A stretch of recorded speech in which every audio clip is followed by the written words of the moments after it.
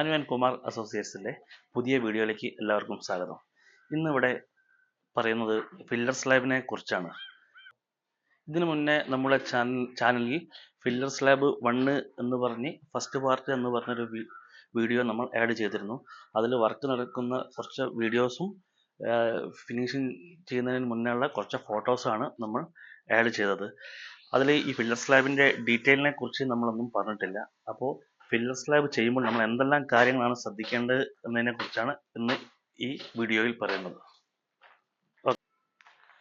ആദ്യകാലത്ത് നമ്മൾ പറയും ഫില്ലർ സ്ലാബ് ചെയ്യുമ്പോൾ കോസ്റ്റ് കുറവാണെന്ന്. പക്ഷേ ഇന്നത്തെ കാലത്ത് ഫില്ലർ സ്ലാബ് ചെയ്യുമ്പോൾ കോസ്റ്റ് കുറയുന്നില്ല, കോസ്റ്റ് കുറച്ച് കൂടും. അത് എങ്ങനെയൊക്കെയാണ് എന്നുള്ള കാര്യങ്ങളും കൂടെ ഇതിൽ ഡീറ്റെയിൽ പറയുന്നതാണ്. ഫില്ലർ സ്ലാബ് ചെയ്യുമ്പോൾ നമുക്കതിൻ്റെ ഏറ്റവും വലിയ ഗുണം എന്ന് പറയുന്നത് ചൂട് കുറയുകയും അതുകൂടാതെ അത് ഇൻറ്റീരിയറിനെ അതായത് അത്രയും ഭംഗിയാക്കി എടുക്കുകയും ചെയ്യും ഫില്ലർ സ്ലാബ് കൊണ്ട്. എന്നാൽ നമുക്ക് ഈ ഫില്ലർ സ്ലാബ് കഴിഞ്ഞതിന് ശേഷം അതിന് ചുറ്റുഭാഗത്ത് ടെക്സ്ചർ വർക്കുകൾ, അതായത് സിമന്റ് ടെക്സ്ചർ പോലെയുള്ള വർക്കുകൾ ചെയ്യുക. അതുകൂടാണ്ട് നമ്മൾ ഓഫ് വൈറ്റ് സാധാ പെയിന്റ് ആയാലും അതിന് ഭംഗിയുണ്ടാകും, ഒരു നാച്ചുറൽ ലുക്ക് നമുക്ക് ഫീൽ ചെയ്യും. ഇന്റീരിയറിന് വളരെ പ്രാധാന്യം ചെയ്യും എന്ന് പറഞ്ഞത് നമുക്ക് ഈ വീഡിയോയിൽ കാണുന്ന പോലെ ഈ മൺപാത്രങ്ങളൊക്കെ ആണെങ്കിൽ അത് അതേപോലെ നാച്ചുറലായിട്ട് നമ്മൾ നിലനിർത്തണം. അതിൻ്റെ ഉള്ളിലൊന്നും നമ്മൾ ലൈറ്റിംഗ് ഒന്നും കൊടുക്കരുത്.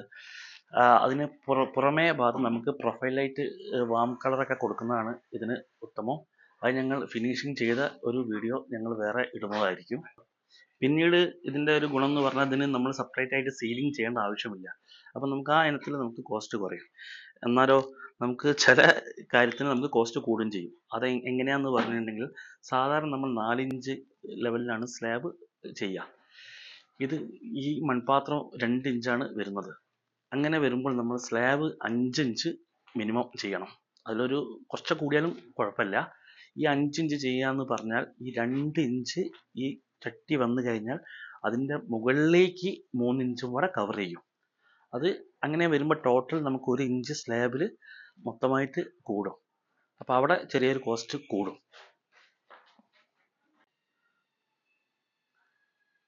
ഫില്ലർ സ്ലാബിന് ചെയ്യുന്ന മെറ്റീരിയലുകൾ എന്ന് പറഞ്ഞാൽ ഈ ചിരട്ടകൾ, അതുകൂടാണ്ട് ഈ കത്തിയ ഇഷ്ടികകൾ, ഈ കളിമൺ പാത്രങ്ങൾ, ടൈലുകൾ എന്നിവയൊക്കെയാണ്. അതുപോലെ PVC പൈപ്പ്, പിന്നീട് നമുക്ക് ഉപയോഗിക്കുന്ന ഈ മൺപാത്രങ്ങൾ മുതലായവയാണ് നമ്മൾ ഫില്ലർ സ്ലാബിന് വേണ്ടിയിട്ട് ഉപയോഗിക്കുന്ന മെറ്റീരിയലുകൾ. പിന്നീട് നമ്മൾ വളരെ ശ്രദ്ധിക്കേണ്ട ഒരു സംഭവം എന്ന് പറഞ്ഞാൽ കോൺക്രീറ്റ് ഇടുമ്പോൾ വളരെ ശ്രദ്ധിക്കണം. അത് വൈബ്രേറ്റ് പിടിക്കുമ്പോഴൊക്കെ നമ്മൾ ചട്ടിയുടെ എടുത്ത് മൺപാത്രം വെച്ചിട്ടാണ് ഈ സ്ലാബ് ചെയ്തത്.